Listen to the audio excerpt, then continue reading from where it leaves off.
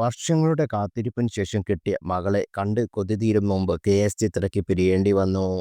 മകൾ നന്ദനയുടെ ഓർമ്മദിനത്തിൽ ഗായിക പങ്കുവയ്ക്കാറുള്ള കണ്ണീർ കുറിപ്പുകൾ എല്ലാവരുടെയും കണ്ണുകളിൽ ഈറനണിയിക്കാറുണ്ട്.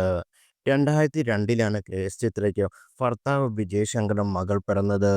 അന്നു മുതൽ മകളായിരുന്നു ഇരുവരുടെയും ലോകം.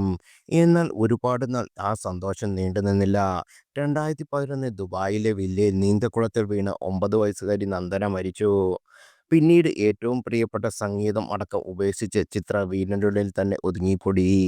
പ്രിയപ്പെട്ടവരുടെ പ്രോത്സാഹനമാണ് സംഗീത ലോകത്തേക്ക് തിരിച്ചുവരാൻ തന്നെ സഹായിച്ചതെന്ന് പറയുകയാണ് ഇപ്പോൾ ഗായിക. മകളുടെ വേർപാടിനു ശേഷം ഗുരുവായൂർ അമ്പലത്തിൽ പോകുന്നത് പോലും നിർത്തിവെച്ചിരുന്നു എന്നും ചിത്ര പറയുന്നുണ്ടായിരുന്നു. മകളുടെ മരണശേഷം ഞാൻ പാട്ടിലേക്ക് തിരികെ വന്നത് ഏറെ നാൾ കഴിഞ്ഞാണ്. എന്നെ പാട്ടിൻ്റെ ലോകത്തേക്ക് തിരിച്ചു കൊണ്ടുവരാനായി ഏറ്റവും കൂടുതൽ വർക്ക് ചെയ്തത് രഞ്ജിനിയും വിജയ് ടിവിയിലെ ചില ആളുകളുമാണ്. ഞാൻ വന്നാലേ ഷൂട്ട് തുടങ്ങുമെന്ന തീരുമാനത്തിലായിരുന്നു അവർ. ഏഷ്യാനെറ്റിൽ നിന്ന് രഞ്ജിനി എല്ലാ മാസവും അയക്കുമായിരുന്നു എന്നെ കൺവിൻസ് ചെയ്ത് തിരിച്ചു കൊണ്ടുവരാൻ വേണ്ടി.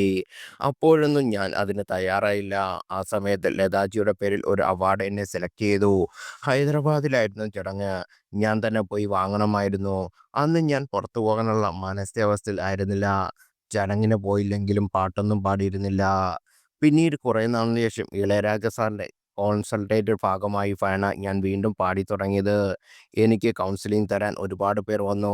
വെൽവിഷേഴ്സ് ആയവരും പിന്നെ എനിക്ക് പരിചയമില്ലാത്തവരും രവീന്ദ്രൻ മാഷിൻ്റെ ശോഭ ചേച്ചിയും വരുമായിരുന്നു. പലരുടെയും കഥകൾ പറഞ്ഞു തരുമായിരുന്നു. വീട്ടിൽ നിന്ന് എല്ലാവരും പറഞ്ഞുകൊണ്ട് രാജാ സാർ നിർബന്ധിച്ചത് കൊണ്ടാണ് അദ്ദേഹത്തിൻ്റെ കോൺസൾട്ടിൽ പാടിയത്. മൂടിക്കെട്ടി അകത്തിരിക്കുന്നതിലൂടെ കൂടെയുള്ളവരുടെ ജീവിതം ദുരിതപൂർണ്ണമാകും എന്നതല്ലാതെ ഒരു ഉപകാരവുമില്ല. നഷ്ടപ്പെട്ടത് തിരിച്ചു കിട്ടുകയില്ല. അങ്ങനെ എല്ലാവരും പറഞ്ഞപ്പോൾ ഞാനും ആലോചിച്ചു, എന്നെ ആശ്രയിച്ച് ഒരുപാട് പേർ ജീവിക്കുന്നുണ്ട്. ഞാൻ തളർന്നുപോയാൽ അവരുടെ ജീവിതം പോകുമല്ലോ. നമ്മൾ ജീവിതത്തെക്കുറിച്ച് ഒരുപാട് സ്വപ്നം കണ്ട് വെച്ചിട്ടുണ്ടാകും. അതെല്ലാം മാറി മറിയാൻ ഒരു നിമിഷം മതി. ദൈവത്തിൻ്റെ തീരുമാനമാണ് ഫൈനൽ. അതേ നടക്കൂ. അതുകൊണ്ട് തന്നെ വരുന്നിടത്ത് വെച്ച് കാണാമെന്ന ചിന്തയാണിപ്പോൾ. പ്ലാനുകൾ ഓരോന്നായി കരുതി വയ്ക്കുന്നതിൽ ഒരു കാര്യമില്ല. ജീവിതം വളരെ കുറച്ചേ ഉള്ളൂ. അത് മര്യാദയ്ക്ക് ജീവിച്ചു തീർക്കുക എന്നത് മാത്രം. എന്ത് തെറ്റ് ചെയ്തിട്ടാണ് എനിക്കിങ്ങനെ ഉണ്ടായെന്ന് സംഭവിച്ചെന്ന് അറിയില്ല. ആരെങ്കിലും ഞാൻ ഉപദ്രവിച്ചോ? റിയാലിറ്റി ഷോയിലെ കുട്ടികളുടെ അടുത്ത് പറഞ്ഞത് എന്തെങ്കിലും കാര്യം അവരെ വേദനിപ്പിച്ചിട്ടുണ്ടാകുമോ? അവരുടെ ശാപമായിരിക്കും. അങ്ങനെ പല ചിന്തകളും ആ സമയത്ത് വന്നു. ചിന്ത കാട് കയറി പോകുന്ന നമുക്കൊരു അനുഭവം വന്നു കഴിയുമ്പോൾ വിളക്ക് കൊളുത്തി നാമം ജപിച്ചിട്ട് എനിക്കെന്താ ഇങ്ങനെയെന്ന് ചിന്തിക്കും.